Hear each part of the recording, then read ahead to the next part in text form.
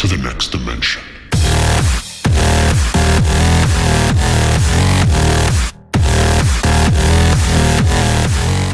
Have the boys and covered it all the way from down with a trailer breakdown of Belly of the Beast. Now, Belly of the Beast is a new co-op fireteam map for Combat Arms, which is based in Nemexis headquarters. The video you're watching now is a trailer Nexon put out today, but after I go over the map's description, I'll go into detail and break it down, showing you the parts you probably missed on your first time watching it. Now, since Nexon's posted this on many web pages, there's multiple descriptions of the map. Now, from the Combat Arms video on YouTube. Belly of the Beast is coming to Combat Arms in January, including an all-new fireteam co-op map, infiltrating the cutting-edge security systems surrounding the Nemexis headquarters and obtain information on the mysterious world-threatening research. Now, from the content preview page on the Combat Arms website. The battle for victory sends you into battle against many foes, but no one has dogged our footsteps more than a vicious Nemexis corporation. Nemexis has committed atrocities beyond your worst nightmares, and the reign of terror must end. Enter the Belly of the Beast in Combat Arms January update and try to eradicate Nemexis once and for all. It looks like the corporate offices any large firm might own in any city in the world. It's not. The Nemexis headquarters is a dark fortress hiding behind acres of glass windows and good PR. It's guarded by legions of powerful soldiers enhanced with illegal and experimental Nemexis technology. We also have intel that indicates the building's last line of defense is a massively powerful experimental gunship only known as Dread. Nemexis CU is currently inside that building. The blood of every soldier who died inside that godforsaken cabin, or that desolate coal mine, or that small town, or in that countless other places where the infected have been spotted is crying out for vengeance. Go, now, make him pay. Now for the breakdown.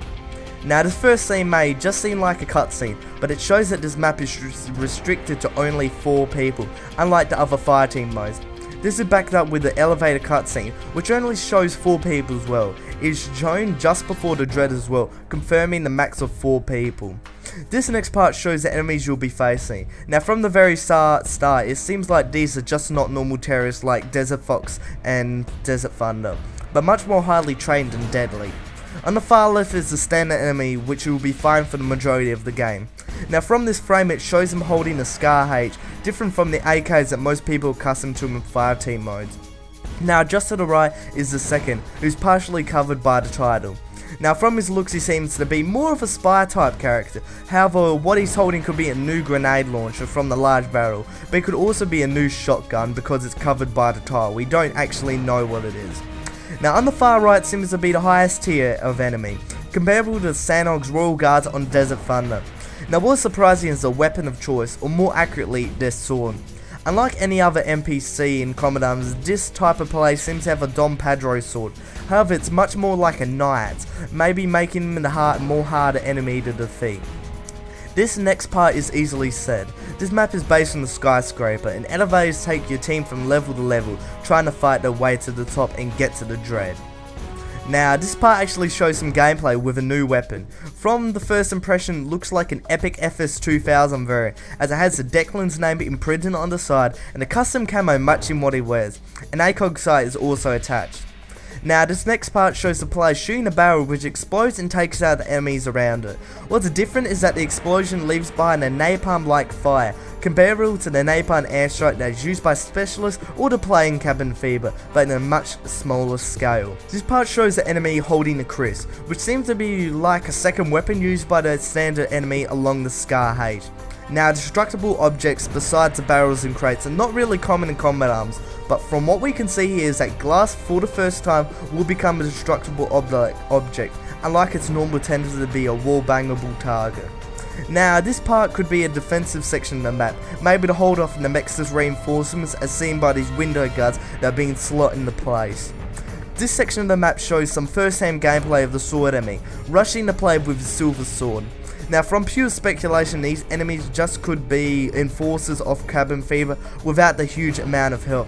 1 or 2 hits from that sword and you're dead, but it's very easy for you to kill them. But that's all speculation, there's no stats behind it. This final part is the face-off with Nemexis' most deadly weapon for Dread. However, before visiting the cutscene, you can be seen that Hawes is holding a quite strange weapon. It looks like an M4 variant like M416 and M417, but it isn't really 100%. It could be actually a light machine machine gun, but the fact that it's a pixelated image, we don't really know. Now, the Dread seems to be like a super variant of the Enforcer from Cabin Fever, insanely high health and with powerful weapons. However, there may be a weakness on the Dread, as on this scene, fires bellowing out of top, maybe a turret, or maybe it's like a computer or something you shoot, and it like more damage does to it, but we don't know. Other than that, there isn't anything else that can be taken from this trailer besides the obvious stuff.